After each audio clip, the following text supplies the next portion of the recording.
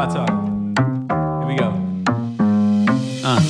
How he said he living life as a gringo, where you question where you fit in every time you mingle. They say you do this with not enough that. My rapping is really bad. This life as a gringo.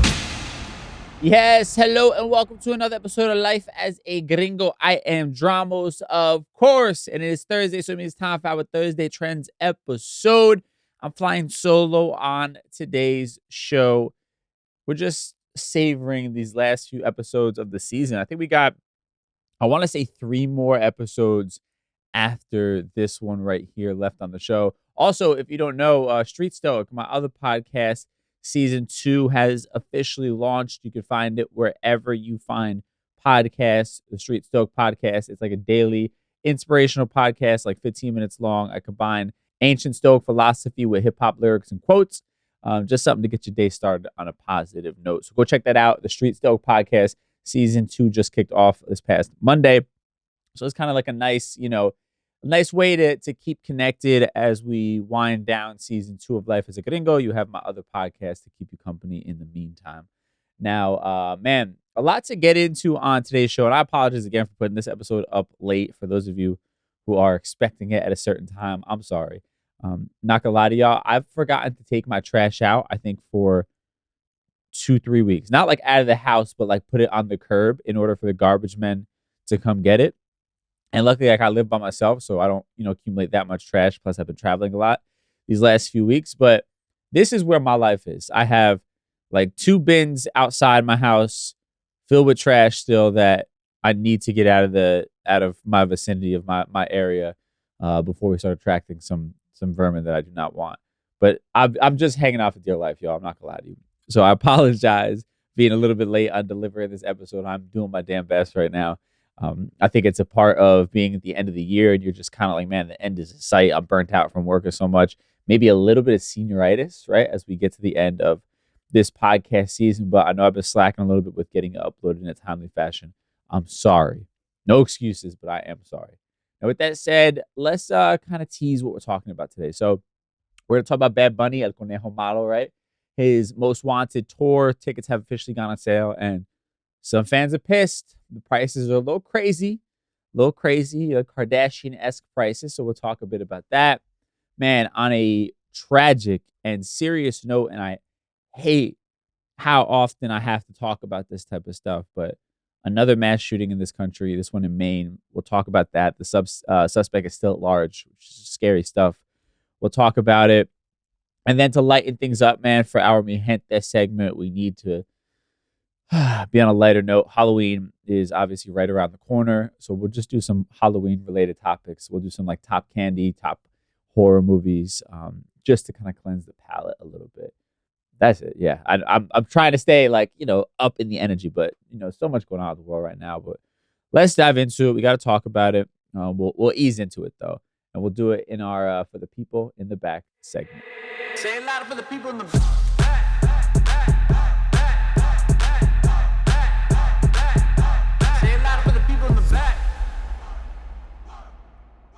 All right, so like I said, we're going to ease into this. Let's talk Bad Bunny first and foremost.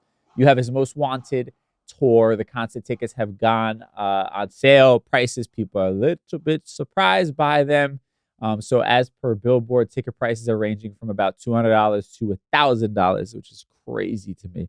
Is it shameful that I don't really like concerts, right? Like I'm as a musician, and I was like a douche calling myself a musician, but yeah, as a musician, I don't know. I don't love going to concerts. I love like the first 10 minutes of it. And then I think I get to a point where I'm like, I just want to be the one on stage, or I'm like, my back hurts at this point in life. My feet hurt. I need there to be a bar, just to like feel a little bit more interested in what's happening. I like the idea of it. I like concert venues. I was just at a venue last night, Bowery Electric in New York City, like a really cool kind of small, classic sort of underground New York venue. And it was my first time seeing a live band in forever. I was like, oh, this is like kind of nice, for like 15 minutes, then get out of there. But I don't know. I don't love concerts. So I damn well I'm not paying even $200 for nosebleeds. I'm also jaded as fuck, I think, to a degree. And I apologize, I'm like ranting right now. I'm a little delirious, that was what I was trying to get out. But I'm blessed that in radio I get to go to concerts for free, generally speaking, because we have these relationships with the record labels and things like that. So truthfully, it's been a very long time since I've paid for a concert ticket. So I couldn't even, this sounds wild to me that they're this expensive these days, and also feel like an old man. Because I remember back in my day, you can go see a band at like an arena for $50. Now $200 for nosebleeds is insane. So it's just wild that $200,000 is crazy. God bless anybody paying for that, but I am not. Now they are quoting some users from Twitter or X, whatever the hell it's called these days, showing a screen recording of the pre-sale for Dallas, Texas, where the highest up quote unquote nosebleed sections were priced at $198 plus taxes and fees. Standing room rang up at $956, while closer general admission seats in the $700 range. And fans are pissed, rightfully so. I get it. And people are accusing him of being in his Kardashian villain era. That's a lot of damn money, man. I'm trying to think if there's anybody that I actually enjoy that much that I would spend that kind of money. And let's go living, because it's easy to be like, yeah, one night early Nirvana, I'd probably be like, fuck it, let's just do this, or Hector Lavoe or something like that. But who, yeah, I don't think I'd pay that much money to go see anybody. Truthfully, there's not a concert ticket, like a person performing, that I'd be that interested in doing that. I'd rather be in the comfort of my own home with my surround sound on my TV, my dog just laid out snoring on the couch, and I'm just enjoying all the snacks that I just raided my local CVS for. And that's a true story. That's how I enjoy life these days. I'm getting old. But yeah, I can't picture myself paying that kind of money. I don't know. That's a lot of damn money. Now people are asking, why are these tickets so high, the prices? And what they're kind of saying is that Bad Bunny is actually not doing like stadiums on this tour. He's stepping back a little bit into some smaller venues. I mean, they're still gonna be big venues, but they're not like the crazy stadiums that he was doing on his last tour. So they're saying this time around, while it's still arenas, the seating is less than it was on the last tour. There's gonna be more of a demand for it because there are fewer seats available, hence the higher prices. Supply and demand, people. It's capitalism at its finest. I wonder how much say he has in ticket sales like this, right? Because I think we're easily blaming Bad Bunny, and he's the easy target. I'm sure he could, take a stand if he really wanted to. But, at the end of the day, you have like probably Live Nation is behind this, and they're the promoters. I'd assume they're the ones really setting the prices. This also costs a ton of money to go out on the road and do a production for an artist as big as him. So, the ticket sales aren't going to be cheap.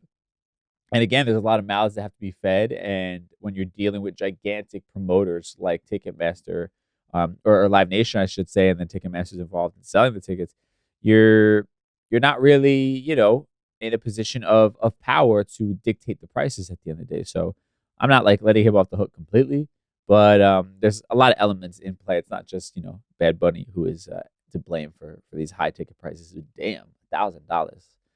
Nah, I'm good. But to each their own. Now, moving on to something sad, heavy. This is like the hardest of right turns, of hard turns here. There's no way, to kind of like really ease into it. Another tragic day in our country. You had a mass shooting in Maine. Suspect is still at large as of the recording of this. 18 people dead, 13 injured. And they're saying at least 18 people dead. There's an extensive manhunt underway for him. This happened on Wednesday night into Thursday morning. They're saying that the suspect that they're searching for, his name is Robert Card, 40 years old, as of now wanted for 8 counts of murder. The shooting happened in 2 locations, a bowling alley as well as a bar restaurant. The areas surrounding it, residents are being told to shelter in place. The Coast Guard is even searching for him via water. They're not sure if he might have hopped on a boat. What do we know about this guy? Allegedly, he's a certified firearms instructor. I've seen some conflicting reports on that, but confirmed for sure is a U.S. Army Reserve. He recently reported experiencing mental health issues, including hearing voices, and then threatened to shoot up a military base in Saco. This is according to the law enforcement bulletin. He's also reported to have been committed to a mental health facility for over 2 weeks this past summer. According to that bulletin, they're saying that in mid-July, leaders of the U.S. Army Reserve's 3rd Battalion told garrison staff that Card was, quote, behaving erratically. A spokesperson for the New York Army National Guard said in a statement to CBS News on Thursday, the battalion was staying at the Camp Smith training site in Cortland while training at the U.S. Military Academy. They said, quote, out of concern for his safety, the unit requested that law enforcement be contacted. The spokesperson said in a statement, New York State Police responded and transported Card to Keller Army Community Hospital at the United States Military Academy for medical evaluation. And this is what's, by the way, I'm finding out and reading about this stuff in real time. So if I misspeak on certain parts of it, I apologize. Don't sort of hold me, I don't want to say hold me accountable, but I'm just theorizing here, right? As I'm reading about this and getting information, it's literally still a breaking news story with ongoing updates, right? But to me, this happened in July where he was committed. Between July and October, how has there not sort of been a checkup on this man having guns? Again, I don't know for a fact if there was or wasn't. I'm just sort of theorizing here. But somehow, some way, he still got his hands on, assault rifles. How were they not sort of tracking this person who was making threats of a mass shooting, right? Like, how does this guy still go about life owning guns or somehow, some way having access to guns that can do this kind of destruction? And we see it time and time again. It's like, yeah, I think we do have a mental health crisis in this country, right? Because I know that that's what people who are in favor of maintaining gun law as it is, they'll say we don't have a gun problem, we have a mental health issue. Okay, what's your plan? This is where I get frustrated, right? And I'm not trying to just be like somebody who votes Democrat or whatever. Like, I'm literally asking, like, okay, this is your theory. What is your plan to solve it? Because from what we're seeing, your plan is to put more armed security in places like schools and give teachers guns and things of that nature, have more of a police presence, a militant presence, if you will, right? Like a world that is just armed with security at the local supermarket. That's your solution you've been throwing out there, even though you're saying the problem is a mental health issue in this country, a crisis. So are we proposing plans for universal mental health care for people? I'm not hearing any talks of that. Because I don't disagree that we do probably have a mental health crisis, or actually not probably, we do. It's a fact, right? So many people walking around with issues and trauma that they're not even aware of and are hurting others as a result. And while mental health treatment and therapy and things like that has gotten far more accessible than it was, 10 years ago, it still is inaccessible for people of a certain economic means. Not everybody can afford to spend an extra $200 a month or whatever it might be for something like BetterHelp. Not people are living check to check, some people. So what is the solution for mental health? That's the frustrating thing. And I think it's frustrating in general when you talk about our current political system, because it's a lot of critique, not enough solution. If you're going to critique people and you're saying the libs just want to take your guns away, okay, you're entitled to your opinion. What's the solution then? What solution are you actually putting forward that would make any real change? Particularly when you're identifying we have a mental health issue, not a gun issue. But what's ironic to me, and it's completely infuriating, because these aren't complex issues. The numbers and the data are right there, right? It's not like we haven't seen what happens when you place a ban on particular weaponry, right? Because this happened. This happened in my own lifetime, right? So there was an assault weapons ban under Bill Clinton, right? And I'm going to Google the year. I believe it was 1994. Yeah, 1994 was when it went into effect, right? So here are some of the numbers, because a lot of people's argument are we have a mental health crisis. It's not a gun problem. taking away assault weapons is not going to do any difference. It's not going to make a difference, right? Well, let's talk about some numbers. So I pulled this from a website in New Hampshire, the New Hampshire Bulletin. Feel free to fact check this stuff. If I'm wrong, let me know. But they were pulling some really good stats that I was able to confirm from multiple sources. So they say, quote, in the years after the assault weapons ban went into effect, the number of deaths from mass shootings fell, and the increase in the annual number of incidents slowed down.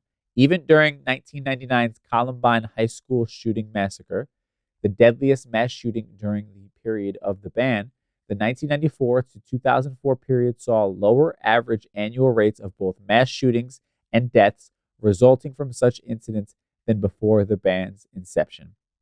Right? So the numbers dictated, even including something as horrendous as Columbine, this assault weapons ban did work in bringing down the number of mass shootings and slowing down the annual number of incidents. Now, from 2004 onward, right, after the assault weapons ban expired, right, and this was under George W. Bush, the data shows an almost immediate and steep rise in mass shooting deaths. And again, this is in the years after the assault weapons ban expired in 2004. Breaking the data into absolute numbers between 2004 and 2017, the last year of our analysis, the average number of yearly deaths attributed to mass shootings was 25, compared with 5.3 during the 10-year tenure of the ban and 7.2 in the years leading up to the prohibition on assault weapons, right? So after it expired, and again, this is up to 2017. I know these numbers have only grown, but this is up to 2017. The average number of yearly deaths attributed to mass shootings was 25, right? That's post assault weapon ban from 2004 to 2017.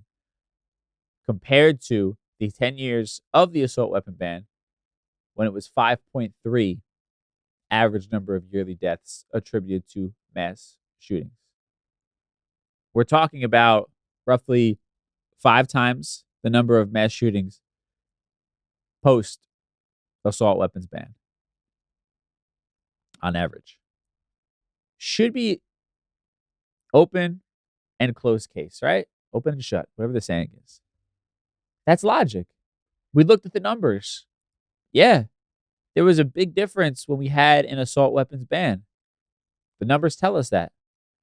Maybe we should bring back the assault weapons ban. That's logic.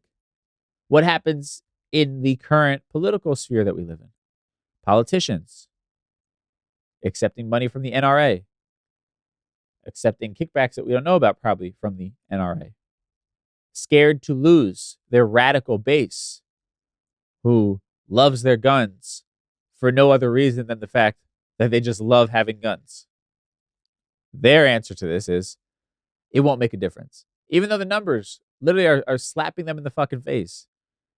They are willing to sit there and become blind all of a sudden to statistics and lie to the American public that a ban would change nothing. All because they are too scared to lose their donors and voting base. Like, these things aren't that complicated. And I'm not saying that it would solve everything, right? There's obviously a lot that goes into this, and there's only but so much you can do to keep the bad guys from doing bad things. But if we can cut down the number of bad guys doing bad things, why wouldn't we? Like, there's no real reason to not do this other than you want to play some selfish game because you want to hold an assault rifle in your house, in your hands. It makes you feel cool, whatever it might be. That's the only other argument. You don't need it for your safety. We're not at risk of being invaded by somebody. We have a military. We pay billions of dollars a year to keep that military up to date. Our tax dollars go to that so that we don't have to fight this war. And on top of it, you want to talk about protecting your own home? Sure, I understand that. But do you need an assault rifle to do so? Especially when we know this is the weapon of choice for mass shootings in this country. When we know when When we could prove that during the time period that there was a ban on them, we saw mass shootings go down. I don't like, if you've been listening to this podcast for a minute, I talk about wanting to extend the other hand, not being judgmental, not calling people names and all this kind of stuff. But if you can't abide by this logic and your personal ownership of a gun is more important than stopping more mass shootings, there's something wrong with you. You are beyond selfish, like selfish to the point of psychotic at that point, right? Like if you said to me in some weird way, like if my dog, pooping in the backyard, this is a silly example, but pooping in the backyard, the toxins from it were like making my neighbors go ill and putting their lives at risk. Can I go walk him in the front yard? You think I'm going to sit here and be like, no, I bought this property. It's my own. You guys figure it out. Of course, it's a minor inconvenience. I want to walk him in the backyard, not in the front yard. But if you're telling me that it could save people's lives, of course I'm going to say, yeah, it's worth the minor inconvenience of me having to take my dog in the front yard rather than the back. I now have to wear pants outside. It is what it is. That's kind of what we're talking about. Like, but except on a grander level, like we're legitimately saying, like, you not owning an assault rifle, which is completely unnecessary in your normal everyday way of life. You wouldn't even notice a difference. You giving that up could potentially save lives. And you're just kind of like, I'm okay. It's a mental health problem. Let's just give everybody guns and have shootouts in the street. That's your answer. To literally give up something that you're not even going to notice that's gone at the end of the day. Nobody's saying you can't have a handgun and nobody's saying that you can't have other weaponry, right? Because the second part of this is making it harder for people to get guns because they fight back on that as well. Because what does that mean? Less sales for the NRA, right? Means the gun manufacturers, the gun community is making less money because less people will be allowed to get guns. And we can't have that because God knows where their money is going as far as donations and everything. It's to me, again, it's simple logic, open and shut case. Yet we live in this world that is societally so incredibly selfish that they will have you believing that this is a complicated issue just to feed their own selfish needs. And this is, and last time I'm going to say on this is a bigger conversation of like why things like term limits are so incredibly important, right? Because you have these old farts in office that are literally just fucking addicted to the power and everything that comes with it, and it's a part of their identity that they are, on their deathbed walking into Congress. And people like Mitch McConnell, having like public episodes of whatever's going on, or Feinstein, who's a Democrat, like finally, she's stepping down. But like people who are just not in a place to be in office anymore. I would even say Joe Biden. But it's this addiction to their power, to being somebody. And then what happens? They're constantly in campaign mode, right? Because they constantly have to be raising funds for the next race, right? To be able to stay in office and maintain that power. So what do they have to do? They know that if they want to be in office for the next 30 years, they're going to have to make a lot of friends and less enemies, scratch a lot of backs, make donors want to give them more money. So that's going to become the priority over doing what's right. Whereas if we had term limits, if somebody knows I'm done after 4 or 8 years, they're going to probably be acting a lot differently, right? They're probably going to be acting in the best interest of hopefully what they stepped into office for. And again, I'm not saying it's going to, make any corruption, just obsolete and go away. Of course not. But at least people are not operating under the pretense of constantly having to raise money, therefore constantly having to make particular people happy, right? Because if they didn't have to make the NRA happy, maybe they could start signing and creating bills that actually do something about gun problems, right? Maybe if they weren't trying to keep the fanatical base of the right happy when it comes to their gun ownership, maybe they would be able to serve with just using logic and statistics rather than what's in the best interest of keeping them in office. And again, it doesn't solve everything, but these are little things that could be done in order to make sure that politicians are focused on doing what they're there for rather than prioritizing things like their reelection campaign year round. Because again, the numbers don't lie. Statistics are there. This isn't a hard argument. You see the numbers. Yet they will come up with every single excuse in the book to tell you why it doesn't make any sense, right? To tell you why the sky is green rather than blue. You're looking at it, it's blue, but they will literally figure out any sort of weird back alley way that they can to weasel you into thinking that it's green. They're telling you what the problem is while never giving you any sort of real solution whatsoever. It's smoke and mirrors, man. It's scary. It's scary that it could be this simple, yet we make it that difficult. It's wild. And my heart goes out to anybody affected by this. Sadly, this is not going to be the last one. These stories suck. I hate talking about them. But it's like we have to keep pointing out the idiocracy in our modern system and the powers that be. We can't let them shapeshift and create all this nonsense, this noise to make us think that this is a more difficult problem than it actually is. And again, not to say this assault weapons ban or eliminates violence in general, but we saw the stark difference from when we did have an assault weapons ban to when we didn't. The numbers are right there. And any improvement is a step in the right direction and something that I would support. But here we are. Another episode, another mass shooting. Now, with that said, we're going to take a quick little break here, and then we'll come back on a more positive note. We'll get in the Halloween spirits.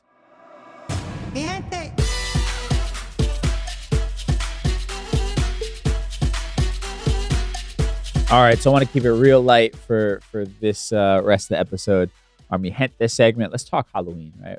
This is one of my favorite holidays as a kid. I don't know if I liked Halloween better than Christmas. I think I did. I used to love, like, all the TV stations would do, like, the 13 Nights of Halloween, all Halloween-related content. They don't do it anymore. When it was, like, ABC Family, they had that show, Scariest Places on Earth. I used to love that show.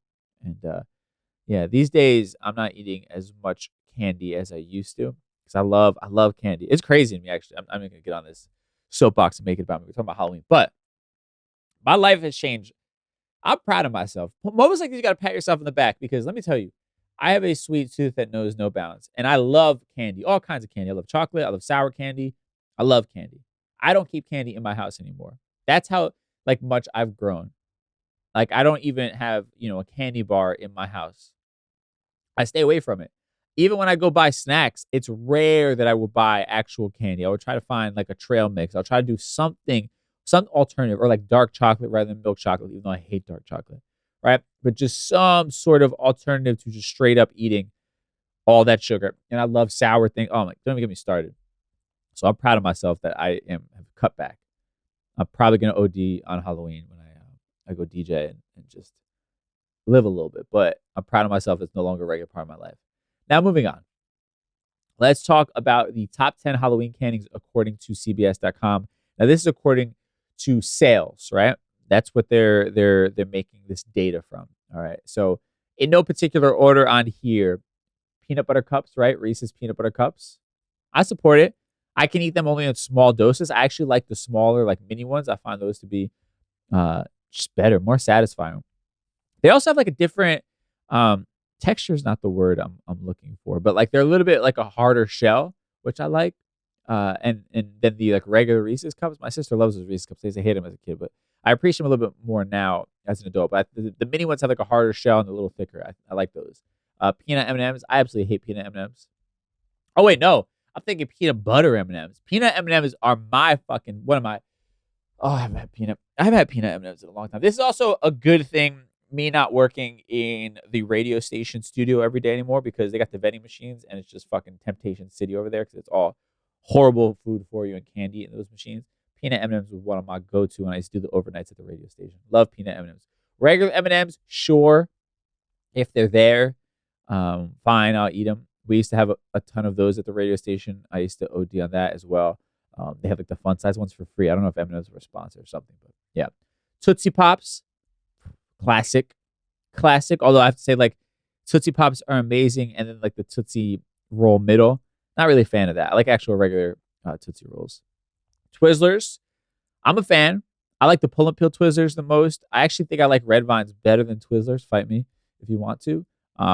But yeah, sure, I fuck with some Twizzlers. Hershey's milk chocolate, delicious, but I like it with almonds. That's my little cachet, if you will. I can eat the fun size Hershey's bar, but it's not going to be my favorite, like, first choice.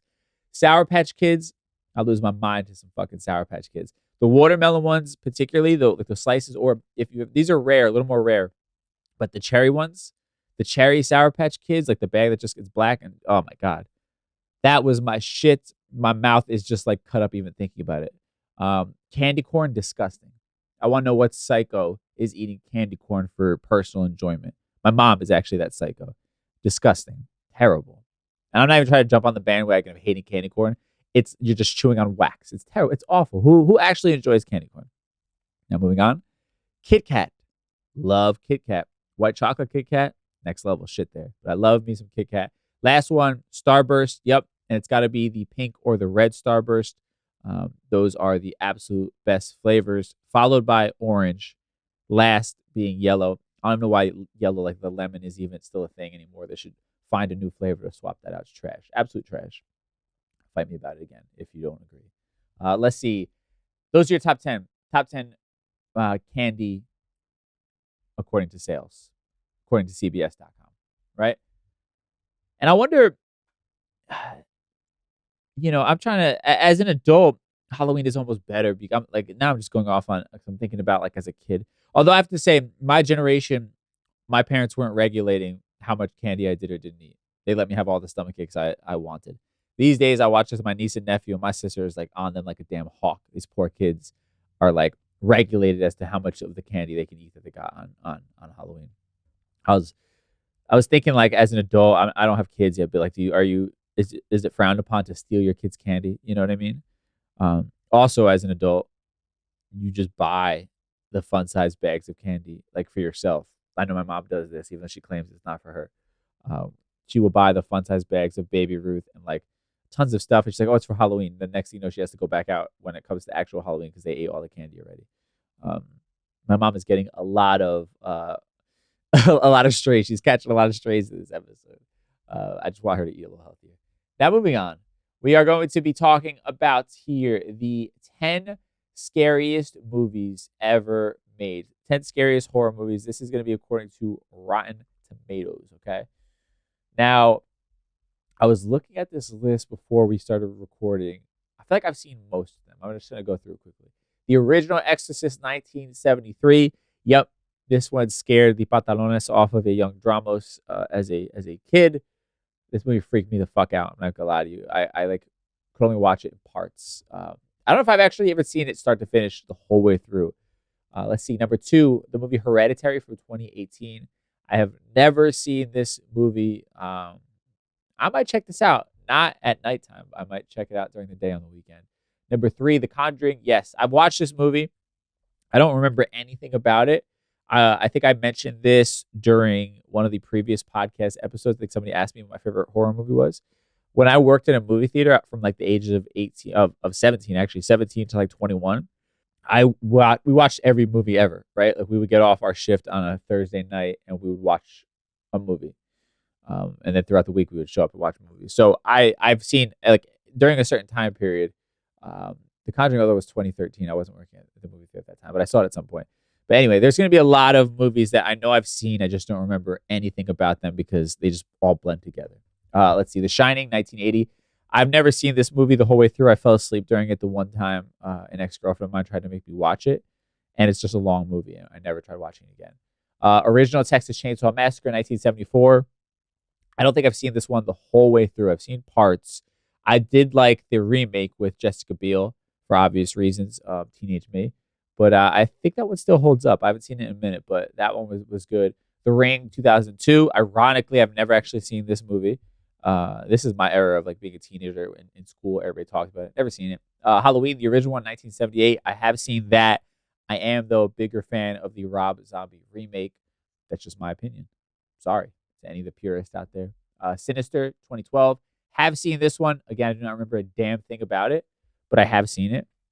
Also, I think even during this time period, one of my good friends still worked at the movie theater. So I used to go see free movies all the time. So, like, again, all this shit just blends together. Let's see. Insidious, 2010. I remember this one. Scared me. Loved it. Insidious is a good one. Let's see. It, 2017, the remake, and it rounds out number 10. I apologize. We didn't look at the damn numbers. But number 10, It's, 2017. I still haven't seen that one. I've seen parts of the original. I actually have it on VHS in my studio. I have a VHS player. I leave it on in the background running. It is like a two disc or a two tape VHS movie. So it's a long one. I've seen parts of it, haven't seen it the whole way through. I haven't even seen the 2017 one. I'm gonna add that to my list actually before Halloween. I'm gonna watch this over the weekend. The remake, as well as what is this one? Hereditary from 2018.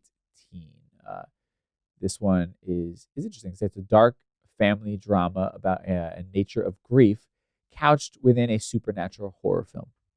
Sold. I rewatched the movie House of Wax the other day. I think I was talking about that as one of my favorite movies. Holds up. Just a good slasher flick. Teenage, sex and angst. That's what you want in a horror movie. All the Scream movies still hold up for me. That's probably my favorite. Also, Scream and House of Wax.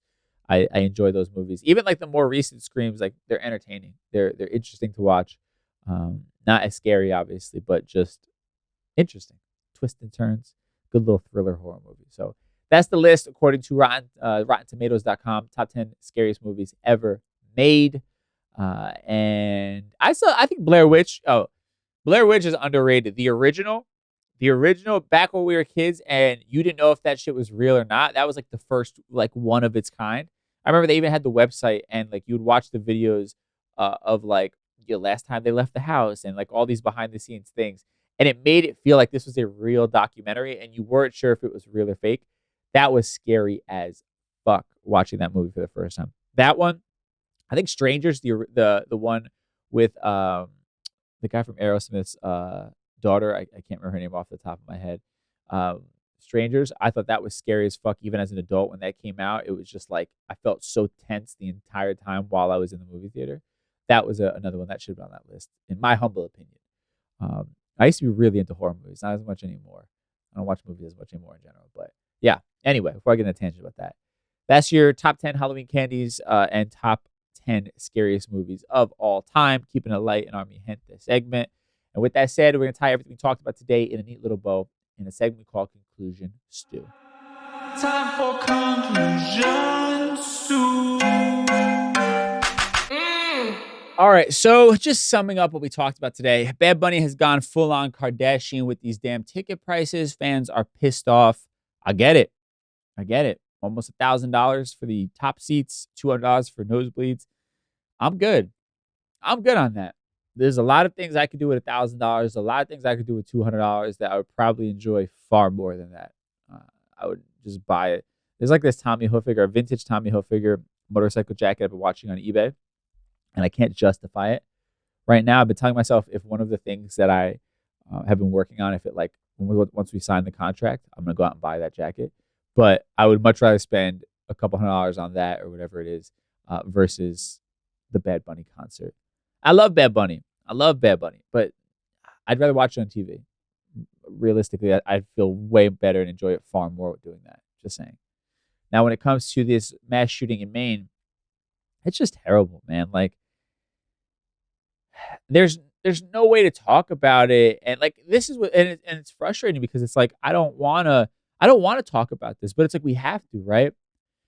If we don't keep these stories at the forefront and like are aware of them, we could just blissfully go on ignorant and thinking everything is fine until God forbid one day it shows up at our very doorstep, right?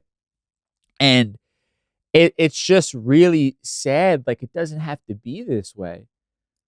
If the powers that be just thought with logic rather than their own best personal interests, like, again, the numbers don't lie. We saw what happened when you banned assault weapons. Mass shootings went down. They went up when the ban was over. It's very simple. Like it doesn't it doesn't have to be this difficult, right? It doesn't have to be this much of like a polarizing conversation, I guess, right? If we were all just a little bit less selfish and a little bit more logic based rather than emotion based, we'd see that we can make a big dent in this issue. And again, if we were also more solution based rather than leading with blame, we would actually come up with solutions for the mental health aspect of it rather than just pointing fingers. And these are all sort of analogies or examples, if you will, of a lot of the problem with our government and the powers that be. They are in constant campaign mode and they want to hold power for as long as possible. And those are their priorities, with us coming in third, you know? So, with that being their priority, of course, they're not going to be leading effectively, right? Because they're going to have one hand behind their back and have loyalty to whatever or whomever helps them achieve their primary goal, which is staying in power, right? And that's where we are as a country. And that's why horrific events like this one just continue to happen. So I I always try to have a, like a positive spin solution. I'm trying. We just have to keep fighting, keep being vocal. I don't think enough of us are getting pissed, to be honest with you. I really do believe not enough of us are pissed off. Not enough of us are thinking with logic. Not enough of us are voicing our opinions. We're not showing up. We're not holding these people accountable. We're not demanding better of them, of our press, of everybody. We're just accepting that this is the way things are, right? And I know a lot of people are like, oh, my vote doesn't count. Nothing changes. That's why I don't vote. You not voting definitely doesn't put a dent in the problem, right? Like, without a doubt, that we know you not participating in democracy and participating in something that people are still fighting to get a right to do, right? People fighting for citizenship. You not participating in that. Yeah, maybe nothing's changing, but you're definitely not helping in any way at all. Whereas at least if you were doing your bare minimum of voting and being a well-researched voter, maybe taking it a step further, you're putting a small dent in it. You're at least doing something. You're taking some sort of action, right? You are making some sort of potential change, or at the very least, you are contributing in the possibility of things getting better. But you not participating at all, you are not contributing to anything at that point. And that's what you got to kind of keep in mind. And I think more of us need to adapt that sort of mindset and be a little bit more active in participating if we really want to see things change, rather than just throwing our hands up and saying, oh, nothing's ever going to change. Things can change. Things have changed. Is it painfully slow? Absolutely. Is it soul-crushingly slow? Absolutely. But this is the only way things really change. We have to use the tools that are given to us, that we've been blessed with at the end of the day. There are a lot of other countries that don't even have this right to participate in the choices that happen in their leadership. And again, it feels like we really don't have that much power, and I get it, and maybe there's some truth to that. But I'm also not just going to give up, because again, that's a guarantee that nothing will change. At least if I participate, there's a chance that something will change. And I will always, always do what I have to do to be on the side of chance rather than nothing at all. That's my personal opinion. That's what I hope you get from this. Now, Halloween candies, horror movies, I don't know what the takeaway from that is.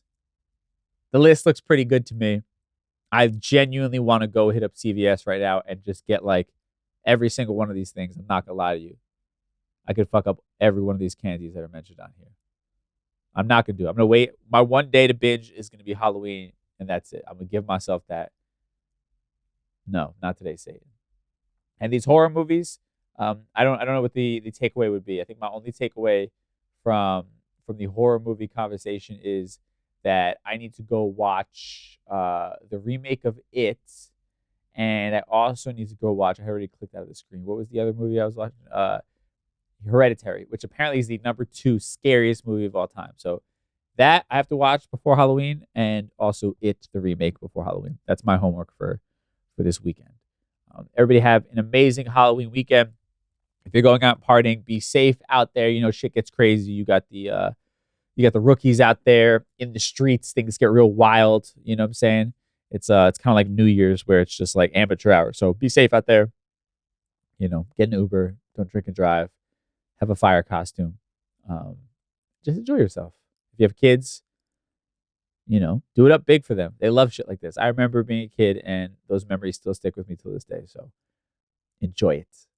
With that said, I will catch y'all on Tuesday with a brand new episode. Again, the Street Stoic Podcast, my other podcast, like 15 minutes daily, Monday through Friday. Get your morning started with some inspiration, hip-hop lyrics and quotes mixed with ancient Stoic philosophy. And we got about 3 more episodes left of Life as a Gringo Season 2. And I have no idea when Season 3 is airing again. It's probably going to be a couple months. Might have a little hiatus, a little break. But that's why we got the Street Stoic Podcast to hold you over until that happens. But have an amazing weekend. I'll talk to y'all soon. Be safe. Peace.